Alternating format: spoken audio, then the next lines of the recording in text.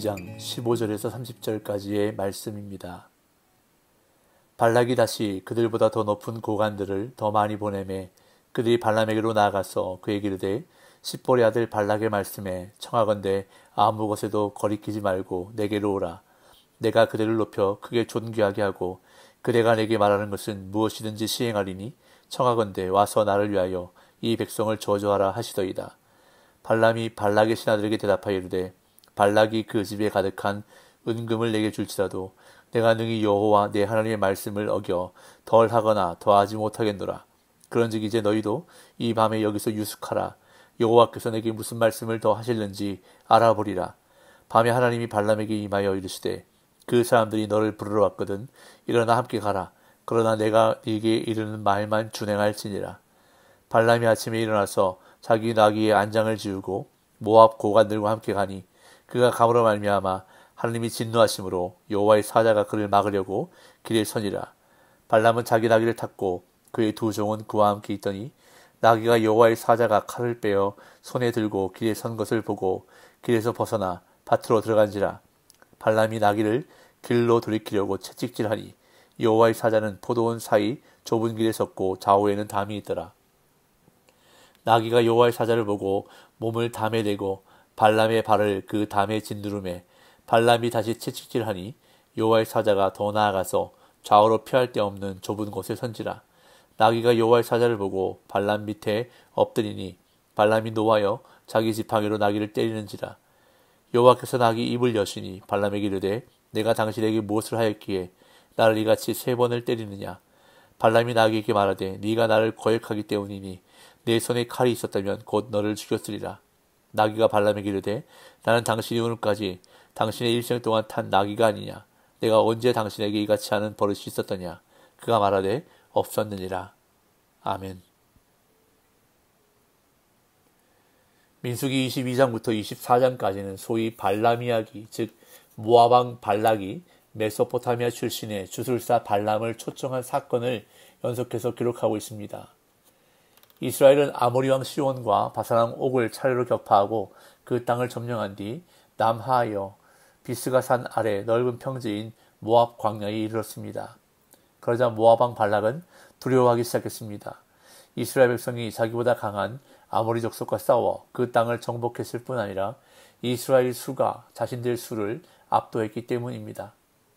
모압 왕 발락은 아모리 족속처럼 군대를 동원해 이스라엘 백성과 전쟁을 벌일 자신이 없었습니다. 따라서 그가 짜낸 계략은 영역 있는 주술사의 힘으로 이스라엘을 망하게 하는 것이었습니다. 그래서 발락은 유브라데강 상류 부도를 거하는 당대의 유명한 주술사였던 발람에게 사신들을 보내어 후한 대가를 지불할 것이니 이스라엘을 저주해 줄 것을 요청했습니다. 주술사 발람은 그가 복을 비는 자는 복을 받게 하고 저주하는 자는 저주를 받게 하는 당시에 능력 있는 주술사로 정평이 나 있었습니다. 이에 모압과 미디안의 장들은 복채를 가지고 발람을 찾아가 모압 왕 발락의 부탁을 전하며 이스라엘을 저주해달라고 요청했습니다.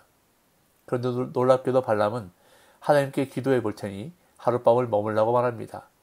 발람이 하나님을 믿었기에 하나님의 말씀을 듣겠다고 말한 것이 아니라 이스라엘과 관련된 일이기에 이스라엘의 신인 여호와의 말을 들어보겠다는 것입니다. 발람의 이름의 뜻은 파괴자이고 그가 거하는 곳인 부돌은 주술사들이 거주하던 곳이었다는 사실이 많은 것을 알려주고 있습니다. 발람은 복채가 탐이 나서 장로들을 붙잡아 두려 했던 것인데 밤에 하나님이 그에게 나타나셔서 그들의 어리석은 계획을 따르지 말라고 경고하셨습니다. 이에 발람은 아침에 일어나 거절 의사를 표했고 장로들은 모압 왕 발락에게 돌아가 결과를 보고했습니다. 그러나 발락은 포기하지 않고 두 번째 사절단을 보내 발람을 재차 설득하는데 1차 때보다 훨씬 더 파격적인 제안을 합니다. 복채 수준을 넘어 아예 백지수표를 내밀어 원하는 것을 다 들어주겠다는 제안을 오늘 본문에서 하게 됩니다. 15절에서 17절입니다. 발락이 다시 그들보다 더 높은 고관들을 더 많이 보내매 그들이 발람에게로 나아가서 그에게 이르되 십보리 아들 발락의 말씀에 청하건대 아무 곳에도 거리끼지 말고 내게로 오라. 내가 그들을 높여 크게 존귀하게 하고 그대가 내게 말하는 것은 무엇이든지 시행하리니 청하건대 와서 나를 위하여 이 백성을 저주하라 하시더이다. 발람의 거절에도 불구하고 발락 왕은 포기하지 않았습니다. 그는 더 높은 관리들로 구성된 두 번째 사절단을 보내 발람을 설득하는데 이전보다 훨씬 더 파격적인 제안을 합니다. 발람을 높여 크고 존귀하게 할 뿐만 아니라 발람이 무엇을 말하든지 간에 들어줄 것이라고 약속하는데 마치 백지 수표를 내미는 것과 같은 최고의 대우를 제시합니다.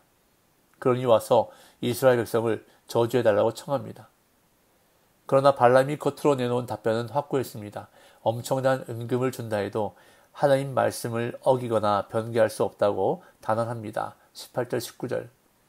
발람이 발락의 신하들에게 대답하이르되 발락이 그 집에 가득한 은금을 내게 줄지라도 내가 능히 여호와 내 하나님의 말씀을 어겨 덜하거나 더하지 못하겠노라. 그런즉 이제 너희도 이 밤에 여기서 유숙하라. 여호와께서 내게 무슨 말씀을 더 하실는지 알아보리라. 놀랍게도 발람은 발락의 신하들에게 아무리 많은 은금을 주어도 여호와 내 하나님의 말씀을 어겨 덜하거나 더하지 못하겠다고 단호하게 대답합니다. 참된 믿음의 결단처럼 보이지만 19절은 이것이 철저히 계산된 위선적인 대답이었음을 보여줍니다. 그들을 하룻밤 유숙하게 하고 하나님이 무슨 말씀을 더 하실지 알아보겠다고 하기 때문입니다. 하나님의 뜻은 이스라엘을 저주하지 말라고 이미 확정되었는데도 발람은 큰 돈을 마음에 품고서 하나님이 생각을 바꾸시기를 기대했던 것입니다. 이에 그날 밤 하나님께서 발람에게 나타나셨습니다. 20절. 밤에 하나님이 발람에게 임하여 이르시되 그 사람들이 너를 부르러 왔거든 일어나 함께 가라. 그러나 내가 네게 이르는 말만 준행할지니라. 하나님은 밤에 발람에게 나타나셔서 이번에는 강제로 제지하지 않으시고 내가 네게 이르는 말만 준행할지니라 라는 단서를 붙여 발락 왕의 사신들과 함께 가는 것을 허락하였습니다. 그러나 22절을 보면 발람이 길을 나서자 하나님이 진노하시는데 이것은 하나님이 마음을 바꾸신 것이 아니라 하나님은 발람을 강제로 떠나지 못하게 하시기보다는 발람 스스로 깨달을 수 있도록 기회를 제공하신 것이라 할 수 있습니다. 이에 발람은 다음날 아침 나귀의 안장을 치우고 모압의 고관들과 함께 길을 떠납니다. 21절 22절. 발람이 아침에 일어나서 자기 나귀의 안장을 지우고 모압 고관들과 함께 가니 그가 감으로 말미암아 하나님이 진노하심으로 여호와의 사자가 그를 막으려고 길에 서니라. 발람은 자기 나귀를 탔고 그의 두 종은 그와 함께 있더니. 발람은 다음날 아침 일찍 자기 나귀의 안장을 지우고 발락의 고관들과 함께 길을 떠났는데 하나님이 진노하심으로 여호와의 사자가 길을 막았습니다. 여기서 하나님이 진노하셨다는 것은 발람이 발락에게 가는 것을 하나님이 원하지 않으셨다는 것을 의미합니다. 그럼에도 발람이 가고 싶은 마음이 있었기에 하나님이 이를 허락하셨고 발람에게 엄중히 경고하기 위해 여호와의 사자를 보내신 것입니다. 그런데 발람과 그의 종 두 사람이 함께 길을 나섰지만 그들은 여호와의 사자를 보지 못한 반면 나귀는 칼을 들고 길에 서 있는 여호와의 사자를 보았습니다. 이에 나귀가 길에서 벗어나 밭으로 들어가자 발람은 나귀에게 채찍질을 했습니다. 23절에서 27절. 나귀가 여호와의 사자가 칼을 빼어 손에 들고 길에 선 것을 보고 길에서 벗어나 밭으로 들어간지라. 발람이 나귀를 길로 돌이키려고 채찍질하니 여호와의 사자는 포도원 사이 좁은 길에 섰고 좌우에는 담이 있더라. 나귀가 여호와의 사자를 보고 몸을 담에 대고 발람의 발을 그 담에 짓누르매 발람이 다시 채찍질하니 여호와의 사자가 더 나아가서 좌우로 피할 데 없는 좁은 곳에 선지라. 나귀가 여호와의 사자를 보고 발람 밑에 엎드리니 발람이 노하여 자기 지팡이로 나귀를 때리는지라. 나귀는 칼을 빼어들고 길에 서 있는 여호와의 사자를 보고 주인을 지키기 위해 밭으로 들어갔습니다. 그러나 여호와의 사자를 보지 못하는 발람은 나귀를 채찍으로 내리쳤고 이 나귀는 두 번째로 여호와의 사자와 대면했습니다. 이번에는 포도원 사위 좁은 길에 서 있는 여호와의 사자를 보고 갈 곳이 없자 나귀는 몸을 담에 붙여 발람의 발을 아프게 했고 발람은 또다시 나귀를 채찍질했습니다. 그런 다음 나귀가 세 번째로 여호와의 사자와 대면하는데 이번에는 여호와의 사자가 더 나아가서 좌우로 피할 수 없는 좁은 곳에 서자 나귀가 아예 발람을 태운 채로 주저앉아 버렸습니다. 그러자 발람은 노하여 지팡이로 나귀를 때렸는데 그때 여호와께서 나귀의 입을 열어 말하게 하는 놀라운 일이 일어났습니다. 28절에서 30절.